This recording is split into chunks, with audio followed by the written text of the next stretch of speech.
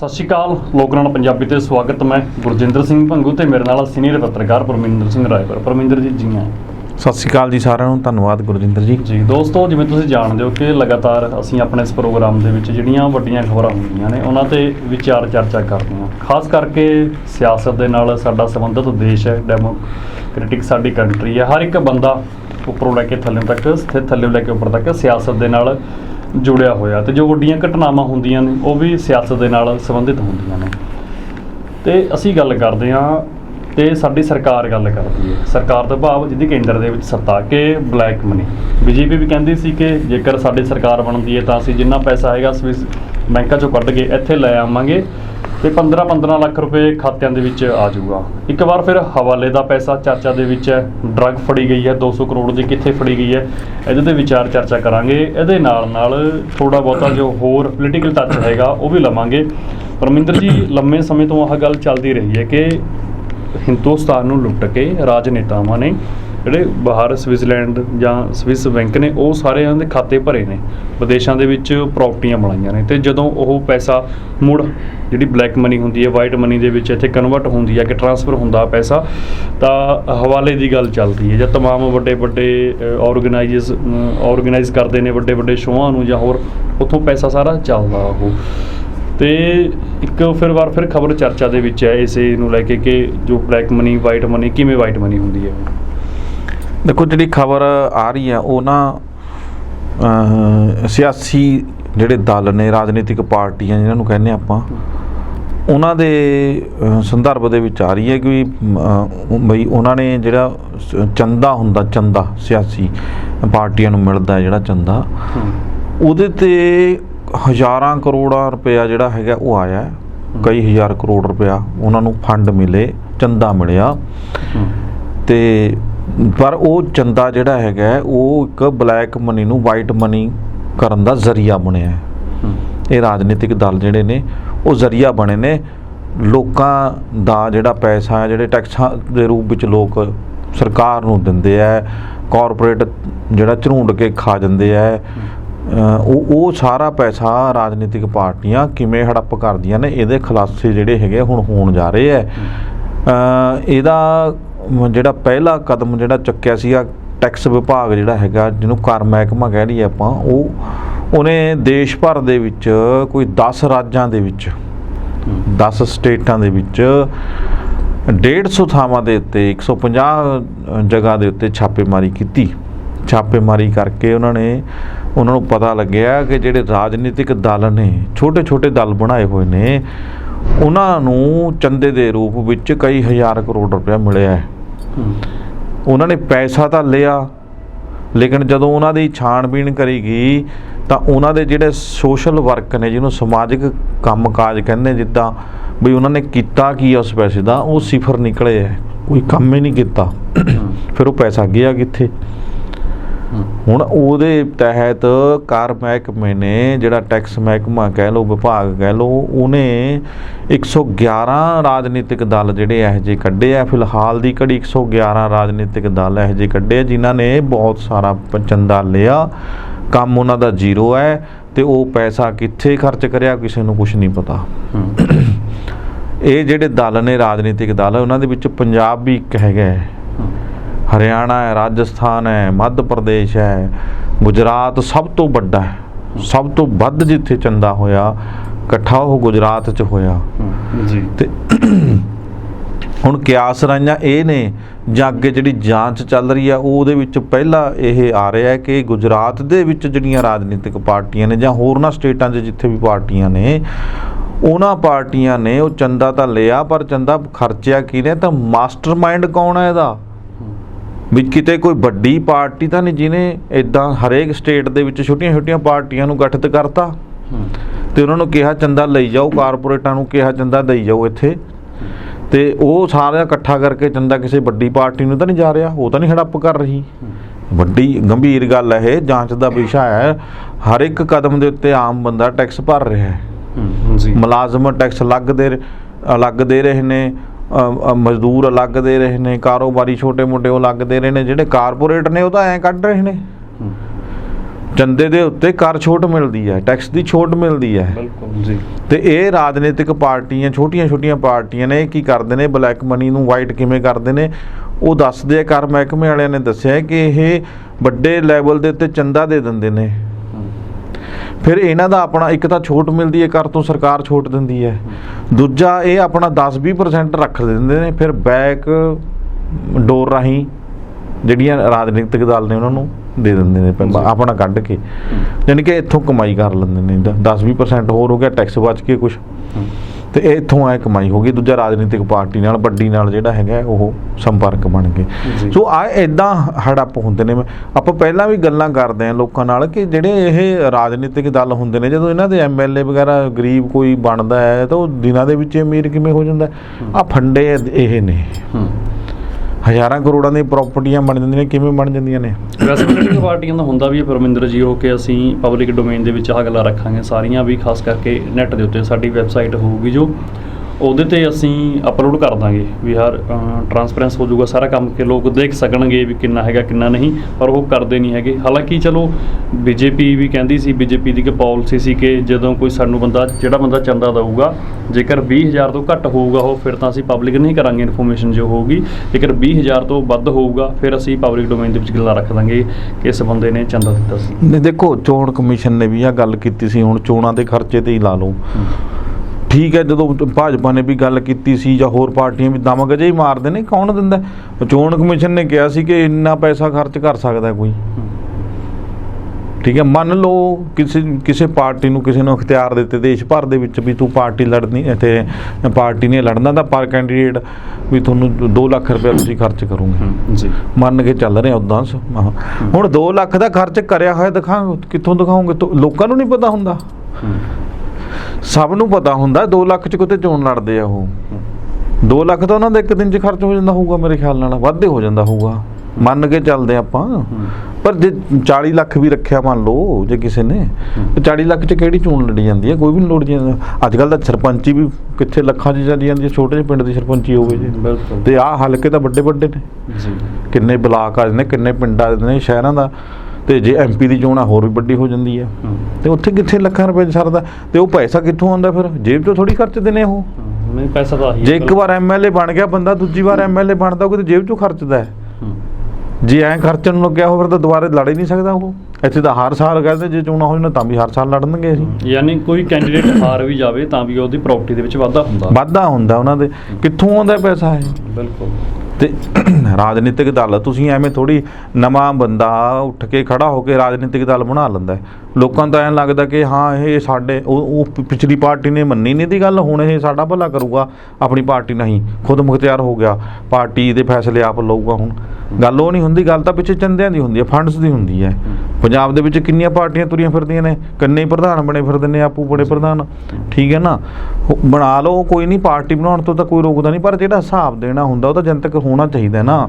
ਇਹਨਾਂ ਦੇ ਉੱਤੇ ਸਕੰਜਾ, ਜਿਹੜਾ ਫੰਡ ਦੇ ਰਿਹਾ, ਚੰਦਾ ਦੇ ਰਿਹਾ, ਜਿੰਨਾ ਚੰਦਾ ਦੇ ਰਿਹਾ ਪਹਿਲਾਂ ਤਾਂ ਉਹਦੀ ਸਮੀਖਿਆ ਹੋਣੀ ਚਾਹੀਦੀ ਆ ਵੀ ਇਹਦੇ ਕੋਲ ਇਹ ਫੰਡ ਆਇਆ ਕਿੱਥੋਂ, ਇਹਨੇ ਟੈਕਸ ਪੂਰੇ ਭਰੇ ਆ, ਉਹਨੂੰ ਛੋਟ ਦੇ। ਕਿਉਂਕਿ ਵੱਡੀ ਪਾਰਟੀ ਨੂੰ ਫੰਡ ਗਿਆ ਰੋਕ ਲੈਂਦੇ ਆ, ED ਰੁਕ ਜਾਂਦਾ ਹੈ, ਇਨਕਮ ਟੈਕਸ ਰੁਕ ਜਾਂਦਾ, ਜਿਹੜਾ ਹੋਰ ਟੈਕਸ ਡਿਪਾਰਟਮੈਂਟ ਜਾਂ ਹੋਰ ਜਾਂਚਾਂ ਹੁੰਦੀਆਂ ਨੇ ਸਭ ਸਟਾਪ ਕਰ ਦਿੰਦੇ ਵੀ ਰੁਕ ਜਾਓ, ਕਲੋਜ਼ ਕਰੋ ਮੈਟਰ, ਆ ਗਿਆ ਫੰਡ। ਸੋ ਆਹ ਚੀਜ਼ਾਂ ਨੇ ਜਿਹੜੀਆਂ ਲੋਕਾਂ ਦਾ ਹੁਣ ਜਿਹੜਾ ਕੰਮ ਇੱਥੋਂ ਮਤਲਬ ਇੱਦਾਂ ਪੈਸਾ ਕਮਾਇਆ ਲੋਕਾਂ ਦਾ, ਇਹ ਹੜੱਪ ਕਰਦੇ ਨੇ।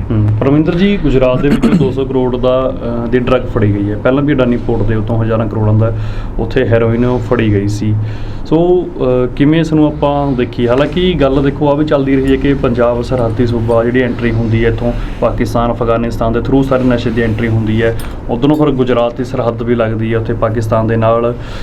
ਸਮਝੀ ਕਿਸੇ ਕਿਵੇਂ ਪੂਰੇ ਸਿਨੈਰੀਓ ਨੂੰ ਕਿ ਸਭ ਕੁਝ ਆ ਕਿੱਥੋਂ ਰਿਹਾ ਤੇ ਕਿੱਥੇ ਜਾ ਰਿਹਾ, ਇਹ ਉੱਥੋਂ ਪਹੁੰਚਾਉਣ ਵਾਲੇ ਬੰਦੇ ਕੌਣ ਨੇ, ਇੱਥੇ ਰਿਸੀਵ ਕਰਨ ਵਾਲੇ ਬੰਦੇ ਕੌਣ ਨੇ, ਪੂਰਾ ਇੱਕ ਉਹ ਸਿਨੈਰੀਓ ਤੋਂ ਬਣਿਆ ਹੋਇਆ ਨਾ, ਨੈਕਸਸ ਬਣਿਆ ਹੋਇਆ ਇੱਕ ਪੂਰਾ। ਦੇਖੋ, ਜਿੱਦਾਂ ਸਿਕਿਉਰਿਟੀ ਦੀਆਂ ਗੱਲਾਂ ਹੁੰਦੀਆਂ ਨੇ ਗੁਰਜਿੰਦਰ ਜੀ, ਸਿਕਿਉਰਿਟੀ ਤਾਂ ਕੋਈ ਮੈਨੂੰ ਨਹੀਂ ਲੱਗਦਾ ਕਿ ਇੰਡੀਆ ਕਿਸੇ ਪੱਖੋਂ ਘੱਟ ਹੈ ਕੋਈ। ਇਹਨਾਂ ਕੋਲ ਵੀ ਹਾਈ ਟੈਕਨੀਕਸ ਬਹੁਤ ਨੇ ਜਿੱਥੇ ਕੰਮ ਕਰਦੇ ਨੇ। ਜੇ ਇਹ ਚਾਹੁਣ, ਜੇ ਸੱਚੀ ਮੁੱਚੀ ਸਰਕਾਰ ਇੱਧਰਲੇ ਪਾਸੇ ਧਿਆਨ ਦੇਵੇ ਤੇ ਮੈਨੂੰ ਨਹੀਂ ਲੱਗਦਾ ਕਿ ਕੋਈ ਡਰੱਗ ਦਾ ਕੋਈ ਪੈਕਟ ਇੱਕ ਅੱਧਾ ਵੀ ਇੱਧਰ ਉੱਧਰ ਹੋ ਜੇ ਸਰਹੱਦ ਤੋਂ ਜੀ, ਜਾਂ ਇੱਧਰ ਆ ਜਾਵੇ ਜਾਂ ਇੱਧਰੋਂ ਉੱਧਰ ਚਲਾ ਜਾਵੇ, ਇਹ ਨਹੀਂ ਹੁੰਦਾ।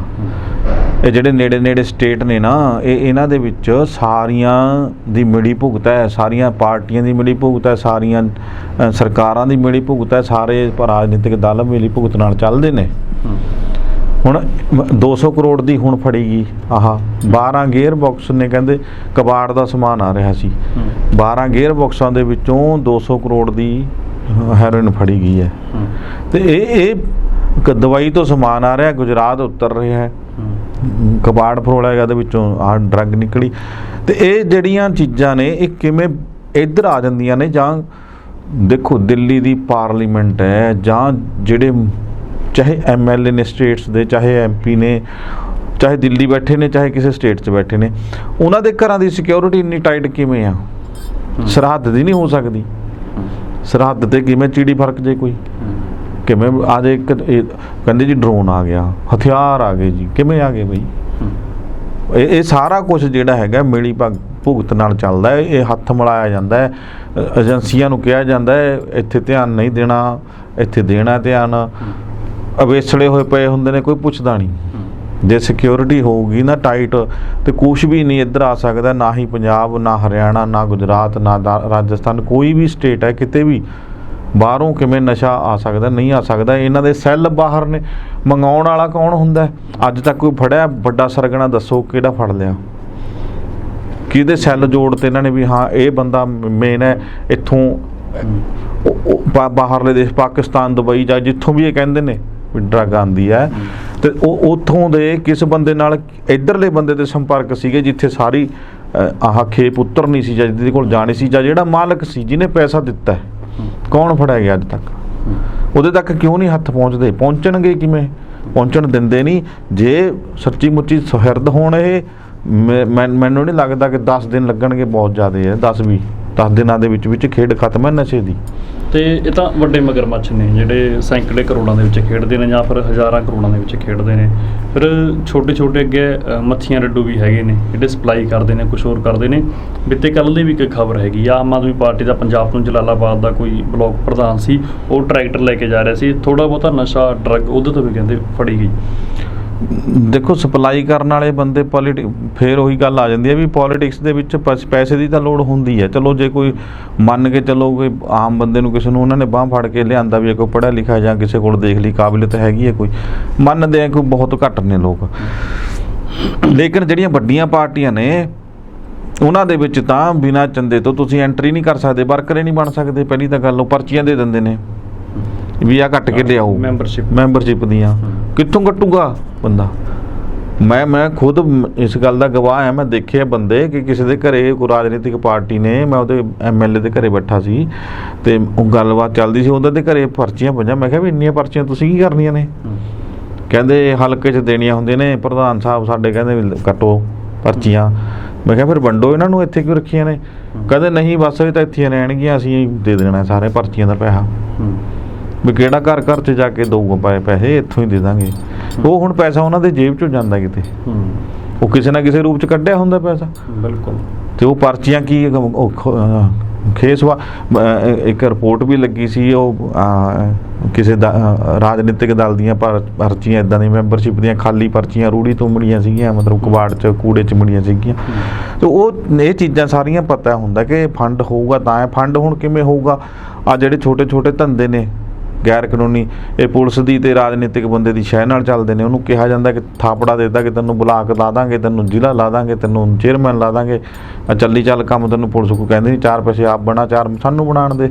ਸੱਚਾਈਆਂ ਨੇ ਇਹਨਾਂ 'ਚ, ਕੋਈ ਲੁਕੀ ਛਿਪੀ ਗੱਲ ਨਹੀਂ। ਕਿਹਨੂੰ ਨਹੀਂ ਪਤਾ? ਸਭ ਨੂੰ ਪਤਾ ਹੈ, ਬੱਚਿਆਂ ਨੂੰ, ਬਜ਼ੁਰਗਾਂ ਨੂੰ ਪਤਾ, ਪੁਲਿਸ ਨੂੰ ਪਤਾ। ਰਾਜਨੀਤਿਕ ਬੰਦੇ ਤਾਂ ਆਪ ਇਨਵੋਲਵ ਹੁੰਦੇ ਨੇ, ਉਹਨਾਂ ਨੂੰ ਕੀ ਪਤਾ ਨਹੀਂ ਹੁੰਦਾ ਜੀ। ਅੱਜ ਭਗਵੰਤ ਮਾਨ CM ਨੇ, ਮਾਨ ਸਾਹਿਬ ਦੇ ਜਿਹੜੇ ਪਹਿਲਾਂ ਕੈਸਟਾਂ ਨੇ ਕਮੇਡੀ ਨੇ, ਉਹਨੂੰ ਨਹੀਂ ਪਤਾ ਪੁਲਿਸ ਦੀ ਕਾਰਗੁਜ਼ਾਰੀ ਕੀ ਹੈ। ਉਹਨੇ ਹੁਣ ਕੈਸਟਾਂ 'ਚ ਬਿਆਨ ਨਹੀਂ ਕੀਤੀ ਹੋਈ। ਪਰ ਲੋਕ ਕਹਿੰਦੇ ਕਿ ਸਟੇਜ ਹਰ ਸਟੇਟ 'ਚ ਫਰਕ ਹੁੰਦਾ। ਨਹੀਂ ਮੈਂ ਇਹਨੂੰ ਮੈਂ ਉਸ ਨਾਲ ਨਹੀਂ ਜੋੜ ਰਿਹਾ, ਰਾਜਨੀਤਿਕ ਸਰਗਰਮੀਆਂ ਨਾਲ ਜਾਂ ਕਾਰਵਾਈ ਨਾਲ ਨਹੀਂ ਜੋੜ ਕੇ। ਮੈਂ ਕਹਿ ਰਿਹਾ ਵੀ ਆਮ ਲੋਕ ਸੀ ਨਾ ਉਦੋਂ ਪਾਰਟੀ ਨਾਲ ਕਿਸੇ ਨਾਲ ਸੰਬੰਧਿਤ ਨਹੀਂ ਸੀ। ਲੇਕਿਨ ਉਸ ਬੰਦੇ ਨੇ ਸਭ ਨੂੰ ਦੱਸਿਆ ਫਿਲਮਾਂ ਦੇ ਵਿੱਚ ਤੁਸੀਂ ਦੇਖਦੇ ਹੋ ਸਾਰਾ ਕੁਝ, ਪੁਲਿਸ ਦੀ ਕਾਰਗੁਜ਼ਾਰੀ ਕੀ ਹੈ, ਰਾਜਨੀਤਿਕ ਬੰਦਿਆਂ ਨੇ ਨੇਤਾਵਾਂ ਦੀ ਕਾਰਗੁਜ਼ਾਰੀ ਕਿੱਥੇ ਤੱਕ ਚਲੇ ਜਾਂਦੇ ਨੇ, ਸਭ ਕੁਝ ਦਿਖਾਉਂਦੇ ਹੈ, ਸਭ ਨੂੰ ਪਤਾ ਹੈ ਇਹਨਾਂ ਗੱਲਾਂ ਦਾ, ਲੇਕਿਨ ਬੋਲਦਾ ਕੌਣ ਆ? ਕੋਈ ਵੀ ਨਹੀਂ ਬੋਲਦਾ। ਆ ਜਿਹੜੀ ਛੋਟੀਆਂ ਖੇਪਾਂ ਫੜਦੇ ਨੇ, ਕਿਸੇ ਕੋਲੋਂ 100 ਗ੍ਰਾਮ ਫੜ ਲਿਆ, ਕਿਸੇ ਨੂੰ 50, ਕਿਸੇ ਨੂੰ 5, ਕਿਸੇ ਨੂੰ 20 ਗ੍ਰਾਮ, ਕਿਸੇ ਤੋਂ ਫੀਮ ਫੜ ਲਈ ਕਿਲੋ, ਅੱਧਾ ਕਿਲੋ, ਕਿਸੇ ਤੋਂ 2 ਕਿਲੋ ਭੁੱਕੀ ਫੜ ਲਈ, ਠੀਕ ਹੈ, ਡੋਡੇ ਫੜ ਲਏ ਜੀ। ਇਹਨਾਂ ਦੇ ਉੱਤੇ ਤੁਸੀਂ ਕਹਿ ਦਿੰਦੇ ਹੋ ਵੱਡੇ ਬਈ ਹਾਂ ਅਸੀਂ ਬੜੇ ਸਮਗਲਰ ਫੜ ਲਏ ਜੀ। ਸ਼ਰੇਆਮ ਸ਼ਰਾਬ ਦੀ ਸਮਗਲਿੰਗ ਹੁੰਦੀ ਹੈ, ਸ਼ਰੇਆਮ ਨਜਾਇਜ਼ ਸ਼ਰਾਬ ਵਿਕਦੀ ਹੈ, ਗਲਤ ਸ਼ਰਾਬ ਵਿਕਦੀ ਹੈ, ਲੋਕ ਮਰ ਜਾਂਦੇ ਨੇ। ਕਿਹੜੀਆਂ ਕਾਰਵਾਈਆਂ ਹੋਈਆਂ ਨੇ? ਕਿਤੇ ਕਾਰਵਾਈ ਹੁੰਦੀ ਤਾਂ ਦਿਖਾਓ। ਕਿਉਂ ਨਹੀਂ ਹੁੰਦੀ? ਸਭ ਪਤਾ ਕਿਉਂ। ਜਿਹੜਾ ਨਸ਼ਾ ਸਰਕਾਰ ਵੇਚਦੀ ਹੈ ਉਹ ਲੀਗਲ ਹੁੰਦਾ? ਜਿਹੜਾ ਹੁਣ ਸ਼ਰਾਬ ਦੇ ਤਾਂ ਠੇਕੇ ਸਾਰੇ ਲੀਗਲ ਹੀ ਹੁੰਦੇ ਨੇ ਜੀ। ਮੰਨ ਲਓ ਵੀ ਕੋਈ ਬੰਦਾ ਘਰੇ ਸ਼ਰਾਬ ਕੱਢਦਾ, ਉਹ ਤਾਂ ਹਨਾ ਨਜਾਇਜ਼ ਕਾਰਵਾਈ ਹੋਊਗੀ, ਉਹ ਤੇ ਉਹਨੂੰ ਫੜ ਕੇ ਅੰਦਰ ਡੱਕਣਗੇ। ਆਹ ਤੁਸੀਂ ਵੀ ਤਾਂ ਸ਼ਰਾਬ ਵੇਚ ਰਹੇ ਹੋ। ਨਹੀਂ, ਉਹ ਫਿਰ ਉਹ ਹੁੰਦਾ ਕਿ ਜਿਹੜਾ ਬੰਦਾ ਤਾਕਤ ਦੇ ਵਿੱਚ ਆ ਉਹ ਕੁਝ ਵੀ ਕਰ ਸਕਦਾ। ਇਹਦਾ ਐਕਸਾਈਜ਼ ਪਾਲਿਸੀ ਤੇ ਆ ਜਾਂਦਾ ਨਾ, ਇਹ ਤਾਂ ਅਲੱਗ ਚੀਜ਼ ਬਣ ਗਈ। ਉਹ ਰੂਪ ਦੇਤਾ ਉਹਨੂੰ ਪਾਲਿਸੀ ਦਾ। ਕੱਲ ਤੁਸੀਂ ਫੀਮ ਦੇ ਭੁੱਕੇ ਦੇ ਠੱਕੇ ਖੋਲ ਦੋਗੇ? ਹਾਂ, ਖੁੱਲਦੇ ਹੈਗੇ ਨੇ, ਗੁਜਰਾਤ ਰਾਜਸਥਾਨ ਵਗੈਰਾ ਚ ਹੈਗੇ ਨੇ ਜੀ। ਬਿਲਕੁਲ, ਕਿ ਮਾਰ ਤਾਂ ਸਰਕਾਰ ਵੀ ਰਹੀ ਹੈ ਨਾ, ਤੇ ਸਰਕਾਰ ਤੁਸੀਂ ਦੇਖੋ ਕਿ ਕਿੰਨੇ ਥਾਂ ਤੇ ਸਰਕਾਰ ਨਹੀਂ, ਇਹ ਤਾਂ ਸ਼ਰਾਬ ਨੂੰ ਨਸ਼ਾ ਨਹੀਂ ਨਾ ਮੰਨਦੇ। ਬਸ ਪ੍ਰਕਾਸ਼ ਸਿੰਘ ਬਾਦਲ ਹੋਰਾਂ ਦਾ ਬਿਆਨ ਸੀਗਾ ਇਹ ਕਿ ਸ਼ਰਾਬ ਨਸ਼ਾ ਥੋੜੀ ਹੈ ਜੀ। ਉਹ ਜਿਹੜਾ ਚੀਜ਼ ਇਨਕਮ ਦਿੰਦੀ ਹੈ ਉਹ ਨਸ਼ਾ ਨਹੀਂ ਨਾ ਹੁੰਦੀ, ਜਿਹੜੀ ਖਾਸ ਕਰਕੇ ਸਾਨੂੰ ਇਨਕਮ ਦਿੰਦੀ ਹੈ। ਇਨਕਮ ਤਾਂ ਚਲੋ ਆਪਾਂ ਇਹ ਨਹੀਂ ਕਹਿ ਸਕਦੇ, ਐਕਸਾਈਜ਼ ਨਾਲ ਜੁੜਿਆ ਹੋਇਆ ਇਹ। ਅਸੀਂ ਫਿਰ ਇਹ ਵੀ ਕਹਿੰਦੇ ਆ ਨਾ ਕਿ ਦੇਖੋ ਵੀ ਸਾਨੂੰ ਸ਼ਾਮ ਤੱਕ ਰੈਵਨਿਊ ਇੰਨਾ ਸਾਡਾ ਆ ਜਾਊਗਾ, ਕਿਉਂਕਿ ਇੰਨੇ ਕਰੋੜ ਦੀ ਸ਼ਰਾਬ ਵਿਕੇਗੀ ਸਾਡੇ। ਇਹ ਤਾਂ ਦੇਖੋ ਇੱਕ ਸਰਕਾਰੀ ਤੌਰ ਤੇ ਆਪਾਂ ਕਹਿ ਲਓ ਇਹਨੂੰ ਕਿ ਸਰਕਾਰੀ ਤੌਰ ਤੇ ਇਹ ਇੱਕ ਆਮਦਨ ਦਾ ਸਾਧਨ ਹੋ ਗਿਆ, ਠੀਕ ਹੈ, ਮੰਨ ਲਓ ਕਿਸੇ ਹੱਦ ਤੱਕ ਜਾਇਜ਼ ਕਹਿ ਲਓ, ਕਹਾ ਲਓ, ਠਹਿਰਾ ਦੋ, ਵੱਖਰੀ ਗੱਲ ਹੈ। ਲੇਕਿਨ ਜਿਹੜੀ ਸਰਕਾਰ ਦੇ ਵਿੱਚ ਬੈਠੀ ਹੈ ਪਾਰਟੀ, ਉਹਨੂੰ ਨਹੀਂ ਪਤਾ ਕਿ ਇਸ ਸ਼ਰਾਬ ਦੇ ਵਿੱਚ ਕਿੰਨੀਆਂ ਕੈਮੀਕਲਸ ਪਾ ਕੇ ਇਹ ਇੱਕ ਬੋਤਲ ਦੀਆਂ 4 ਬੋਤਲਾਂ ਬਣਾ ਕੇ ਵਿੱਚ ਹੋਰ ਡਰੱਗਸ ਮਿਲਾ ਕੇ ਇਹ ਵੇਚ ਰਹੇ ਨੇ। ਨਜਾਇਜ਼ ਤੌਰ ਤੇ ਠੇਕੇ ਦੇ ਵਿੱਚ ਕਿੰਨੀ ਸ਼ਰਾਬ ਦੀ ਲਿਮਟ ਹੁੰਦੀ ਹੈ ਤੇ ਵਿਕ ਕਿੰਨੀ ਜਾਂਦੀ ਹੈ। ਨਹੀਂ, ਤੁਸੀਂ ਦੇਖੋ ਕਿ ਜੀ ਉਹ ਚੀਜ਼ ਤਾਂ ਪਤਾ ਨਹੀਂ ਹੁੰਦੀ, ਸਭ ਪਤਾ ਹੁੰਦਾ ਹੈ। ਇਹਨਾਂ ਨੇ ਹੀ ਛੱਡੇ ਹੁੰਦੇ ਨੇ ਬੰਦੇ, ਗੱਡੀਆਂ ਭਰ ਕੇ ਘਰ ਪਹੁੰਚਾਉਂਦੇ ਨੇ, ਗੱਡੀਆਂ ਦੇ ਘਰਾਂ ਦੇ ਵਿੱਚੋਂ ਸ਼ਰਾਬ ਚੱਕ ਕੇ ਗੱਡੀਆਂ ਰਾਹੀਂ ਲੋਕਾਂ ਦੇ ਘਰਾਂ ਤੱਕ ਪਹੁੰਚਦੀ ਹੈ, ਉਹ ਨਹੀਂ ਪਤਾ ਹੁੰਦਾ। ਨਹੀਂ, ਤੁਸੀਂ ਦੇਖੋ ਕਿ ਸਰਕਾਰੀ ਸਕੂਲਾਂ ਦੇ ਬਾਹਰ ਸਲੋਗਨ ਲਿਖੇ ਹੁੰਦੇ ਨੇ ਕਿ ਪਾਪਾ ਜੀ ਨਾ ਪੀਓ ਸ਼ਰਾਬ, ਮੈਨੂੰ ਲੈ ਦਿਓ ਇੱਕ ਕਿਤਾਬ। ਉਹ ਪਾਪਾ ਜੀ ਨੂੰ ਸ਼ਰਾਬ ਕੌਣ ਵੇਚ ਰਹੇ ਨੇ? ਉਹ ਲਿਖਣ ਵਾਲੇ ਵੇਚ ਰਹੇ ਨੇ ਨਾ, ਸਰਕਾਰ। ਦੇਖੋ ਇਹ ਇੱਕ ਅਲੱਗ ਟੌਪਿਕ ਜ਼ਰੂਰ ਹੁੰਦਾ ਹੈ ਕਿ ਨਸ਼ਾ ਤਾਂ ਮਾੜਾ ਹੀ ਹੈਗਾ, ਸਿਹਤ ਲਈ ਕੋਈ ਵੀ ਨਸ਼ਾ ਹੈਗਾ ਉਹ ਤਾਂ ਮਾੜਾ ਹੀ ਆ, ਹਾਨੀਕਾਰਕ ਹੈਗਾ। ਹਾਂ, ਬਿਲਕੁਲ ਲਿਖਿਆ ਹੁੰਦਾ ਹੈ। ਉਹ ਫਿਰ ਹੁਣ ਬੋਤਲ ਤਾਂ ਜ਼ਿੰਮੇਵਾਰ ਨਹੀਂ ਨਾ ਹੈਗੀ, ਜੇ ਸ਼ਰਾਬ ਪੀ ਰਿਹਾ ਸਰਕਾਰ ਵੀ ਕਹੂਗੀ ਅਸੀਂ ਤਾਂ ਲਿਖਤਾ, ਨੀਚੇ ਲਿਖਿਆ ਹੈ ਵੀ ਸ਼ਰਾਬ ਸਿਹਤ ਲਈ ਹਾਨੀਕਾਰਕ ਹੈ, ਠੀਕ ਹੈ। ਹਾਨੀਕਾਰਕ ਤਾਂ ਬਹੁਤ ਕੁਝ ਹੋਰ ਵੀ ਹੈਗਾ। ਗੱਲ ਇੰਨੀ ਕਿ ਵੀ ਜਿਸ ਨੂੰ ਇਹਨਾਂ ਨੇ ਲੀਗਲ ਦਾ ਨਾਂ ਦੇਤਾ, ਜਿਹੜੀ ਕਾਨੂੰਨ ਦੇ ਦਾਇਰੇ 'ਚ ਆ ਗਈ ਚੀਜ਼, ਉਹ ਆਪਾਂ ਵੇਚਣੀ ਜਾਂ ਕਰਨੀ ਕਹਿ ਲਓ ਕੋਈ ਕਿਸੇ ਹੱਦ ਤੱਕ ਠੀਕ ਹੀ ਹੋਊਗੀ, ਹੱਦ ਲਿਮਿਟ ਤਾਂ ਕੋਈ ਹੋਊਗੀ। ਲੇਕਿਨ ਲਿਮਿਟ ਤੋਂ ਪਾਰ ਜਾ ਕੇ ਜਿਹੜੀ ਚੀਜ਼ ਹੋ ਰਹੀ ਹੈ, ਹੱਦੋਂ ਬਾਹਰ ਜਾ ਕੇ ਜਿਹੜੀ ਗੱਲ ਹੋ ਰਹੀ ਹੈ, ਕਾਨੂੰਨ ਤੋਂ ਬਾਹਰ ਜਾ ਕੇ ਗੱਲ ਹੋ ਰਹੀ ਹੈ, ਉਹ ਇਲੀਗਲ ਤਾਂ ਹੈ। ਉਹ ਪਤਾ ਹੋਣ ਦੇ ਬਾਵਜੂਦ ਨਹੀਂ ਰੋਕੀ ਜਾ ਰਹੀ। ਤਾਂ ਕਿਉਂ ਨਹੀਂ ਰੋਕੀ ਜਾ ਰਹੀ? ਇਸ ਦਾ ਕੁਐਸਚਨ ਤਾਂ ਇਹ ਹੈ ਵੀ ਕਿਉਂ ਨਹੀਂ ਰੋਕੀ ਜਾ ਰਹੀ। ਉਹ ਨਿੱਜੀ ਫੰਡ ਹੈ, ਨਿੱਜੀ ਫੰਡ ਕਲੀਅਰ ਕਰਤਾ ਕਿ ਵੀ ਸਰਕਾਰਾਂ ਤੇ ਪਾਰਟੀਆਂ ਪੈਸੇ ਬਿਨਾਂ ਨਹੀਂ ਚੱਲਦੀਆਂ, ਇਸ ਕਰਕੇ ਨਹੀਂ ਰੋਕੀ ਜਾ ਰਹੀ। ਨਿੱਜੀ ਫੰਡ ਆਉਂਦੇ ਨੇ, ਉਹ ਪਾਰਟੀਆਂ ਨੂੰ ਨਹੀਂ ਆਉਂਦੇ, ਉਹ ਗਰੁੱਪ 'ਚ ਨਹੀਂ ਆਉਂਦੇ। ਉਹਦਾ ਸਿੱਧੇ ਤੌਰ ਤੇ ਮੇਰੇ ਘਰੇ ਆ ਰਿਹਾ ਤਾਂ ਮੈਂ ਹੀ ਉਹਦਾ ਵਰਤੋਂ ਕਰ ਸਕਦਾ, ਮੇਰਾ ਹੱਕ ਹੈ ਉਹਦੇ ਤੇ, ਮੇਰਾ ਅਧਿਕਾਰ ਹੈ, ਮੈਂ ਕਿਸੇ ਨੂੰ ਦੇਣ ਯੋਗ ਦੇਵਾਂ ਨਾ ਦੇਵਾਂ, ਉਹ ਮੇਰੀ ਮਰਜ਼ੀ ਤੇ ਡਿਪੈਂਡ ਕਰਦਾ ਹੈ। ਜੀ ਬਿਲਕੁਲ। ਪਰਮਿੰਦਰ ਜੀ ਬਹੁਤ ਬਹੁਤ ਸ਼ੁਕਰੀਆ ਵਿਚਾਰ ਚਰਚਾ ਕਰਦੇ ਲਈ, ਧੰਨਵਾਦ। ਸ਼ੁਕਰੀਆ ਜੀ। ਦੋਸਤੋ, ਮੇਰੇ ਨਾਲ ਜੁੜੇ ਹੋਏ ਸੀ ਸੀਨੀਅਰ ਪੱਤਰਕਾਰ ਪਰਮਿੰਦਰ ਸਿੰਘ ਰਾਏ। ਪਰ ਤੁਸੀਂ ਬਣੇ ਰਹੋ ਤੁਹਾਡੇ ਆਪਣੇ ਚੈਨਲ ਲੋਕਰਾਣਾ ਪੰਜਾਬੀ ਤੇ। ਧੰਨਵਾਦ।